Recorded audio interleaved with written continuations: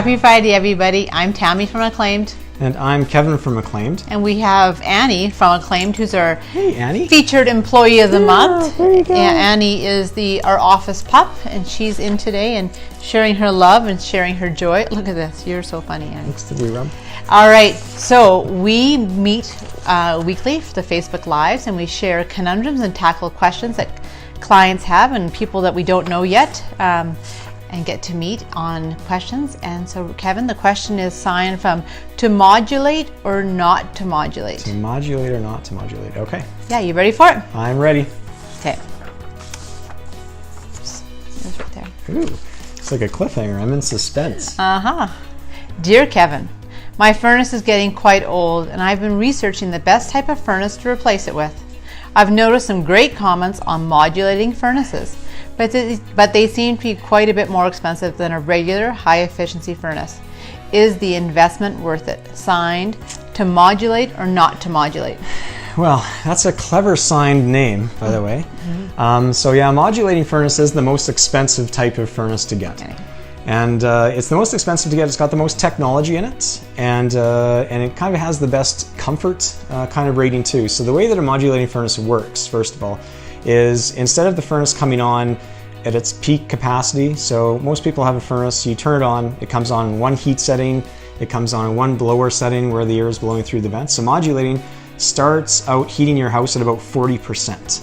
And so it's a much more kind of lower heat, and also the blower speed pushing the air through your house is much lower as well. And what happens is the longer that your thermostat is telling your furnace, I still need heat because I'm not hot enough, that modulating furnace will ramp up. So it'll ramp up to 50% and then 60% and 80%, right? Yeah. And so that's how a modulating furnace works. And in addition to that comfort, you've also got the what we call an ECM motor, which all you need to know on that is it is really, really efficient, much more efficient than a standard motor. So it's got that too, so it makes it really efficient that way. And the modulating furnace, it's not one that we install a lot of. It's not something that's recommended a lot. And the reason I don't recommend it a lot is because at the end of the day, in people's houses, the way that things really work for home comfort, a 2-stage variable speed furnace will give you the same home comfort in my experience. And a modulating furnace is something that we use a lot when we have special circumstances that we need to suit. You're so funny. It looks like the screen must be upside down. I know, she looks like a puppet. Like her head doesn't even, she's like, hello, you give me some love back there. Yep. So anyway, the modulating furnace, is it worth the investment? To me, unless you've got unusual circumstances or you want to put something called a zoning system in, a modulating furnace, coupled with the right type of zoning stuff, you can have one furnace and you can have multiple locations of thermostats running with the one furnace.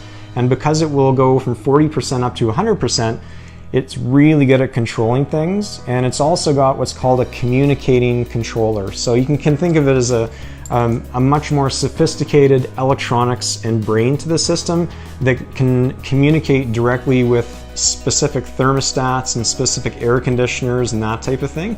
So, with the right type of equipment, you can have the ultimate in home comfort, but the modulating furnace alone isn't going to achieve that. You need a bunch of other stuff to get the most out of that modulating furnace. So, worth the investment, maybe. The 2-stage variable speed furnace, if you're going to stay in your house and you want to enjoy the house and you want to enjoy increased home comfort, I highly recommend the 2-stage variable, typically over the modulating.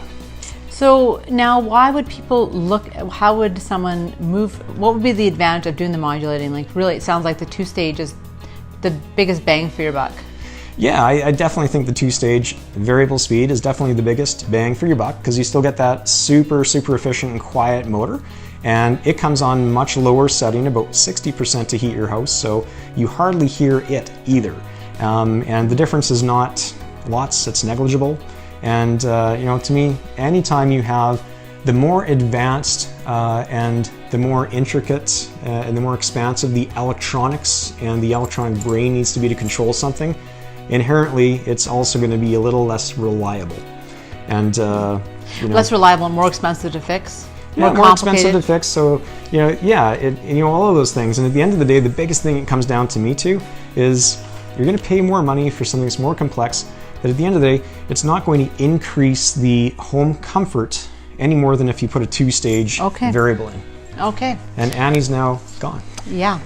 Well, that's good information. So to modulate or not to modulate, it sounds like probably in most situations is to not modulate and save that money and maybe reinvest it into your system in a different way, maybe humidifier, air filtration system, something like that. Yeah, something like that. Like the variable speed, the ECM motor with any model, the great thing about those is when you put a good air cleaner, air filter onto your system and a humidifier, you can clean the air in your house for pennies a day using that furnace. You won't hear the furnace blower even on. It uses so little electricity that it can do great things for the air quality in your house besides just heating the air. But now that I'm thinking of it, there's one other comment to make with the modulating furnaces that is really, really pertinent right now. The timing was really good there again. Let's do the again. Wow, that was good today. So the Alberta Energy Efficiency Rebate. Okay, so it's got 2 different tiers. So we're doing a lot of work with them and on that right now. And so the 2-stage variable, that right now has a rebate, I think in total of about $225 when you take advantage of a couple. The modulating furnace, and only certain modulating furnaces, those are the ones that will actually get you an extra $200 in rebates. So, and it's based on percentages, like they've gone with the ultimate highest rebate to the very most expensive, most advanced and efficient modulating. But you're going to spend $400 to $800 more for that type of modulating furnaces. So the rebate won't account for that difference. And it's not more efficient either. So it's not more efficient, and it's not a better kind of home comfort experience to heat your home then? No, and when I say it's not more efficient, perhaps that's minuscule. There's like a 1% difference. So with any really good quality 2-stage variable speed furnace to the modulating, there's maybe a 1% difference. And so I don't honestly put any stock in that at all. That's like in a laboratory under official testing where the manufacturers are trying to get the very, very best mark. Okay. So, yeah. All right. Well, we are in our Christmas t-shirts, and Darlene made a comment about that. If anybody knows the National Lampoon's Christmas Vacation, 1989, I looked to see when that movie went out, which is impossible to think about because that's a long time ago. But I've got the, you have the Clark's Christmas light shirt on that you probably can't see. You sit up a little bit. So. Yeah. So basically, I'm Clark, and I'm gonna say that I probably look about the same as Clark. Now, you on the other hand, you look way better than Beverly Delaney today. She's pretty cute. She is pretty cute. Yeah, especially back in the day. I'm gonna reach into my sweater and pull out my mic. Yes. Anyway, so we have the Christmas season upon us really quickly. The weather has changed, which you sure can feel it in the air. I worry a little bit. Last year we had a very similar weather front that came in about this time of year, which was similar in terms of being warm and then being cold. And that caused havoc with the hoarfrost in the intakes of the high efficiency furnaces. Do you remember what happened with that, Kevin, last year? I probably had to go and deal with some furnaces during Christmas? I can't remember. Yeah, so 2 things. After you're done watching this Facebook Live, I ask you to do 2 things. Are you talking to me or the people that are watching it? Okay. I want them to go down and I want them to change their filter. Just change it. Change that filter right now so you can take care of it for the Christmas season. And then think that if your furnace happens to go out, to take a look and see if the intake, if you have a high efficiency furnace, to see if that intake is blocked with any blockage of hoarfrost. That kind of crystallizes the end, and that will block the airflow, which will turn your furnace down. So I'm going to say that could save you hundreds and hundreds of dollars this holiday season. It could. And the third most common thing would be the batteries in the thermostat. Yes. So that'd be the third most common besides the filter and that hoarfrost is, even if your batteries, say they're okay, if it's been more than a year, if you change the batteries and then turn your furnace off. Okay. So, people should not know. I'm actually really disappointed in houses when I say, so how much do you know about furnaces? I'm really deeply disappointed when I hear somebody say, I know lots. Say, oh, you don't have to.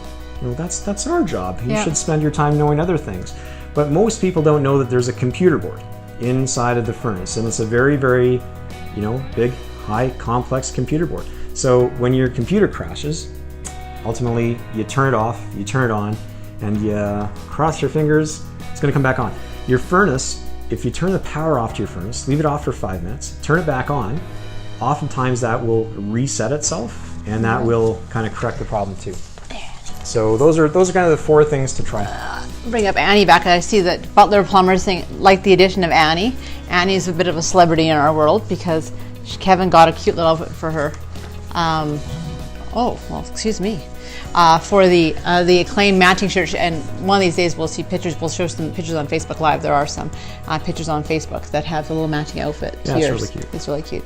So change your batteries of your thermostat. Change your filter, and if your furnace happens to go off, you can go ahead and change the reset your furnace and check for the hoarfrost. Anyway, do you have anything else you want to say, Kevin, before we send off a warm farewell to people? No, a warm farewell. Happy holiday season, and I hope everybody's able to take some time off and be with their family, including all of our amazing technicians, because it's going to be warm enough that we're not going to get crazy furnace no heat calls. Yeah. Absolutely. Take great care, be safe, and we'll see you in a couple of weeks. Hey everybody.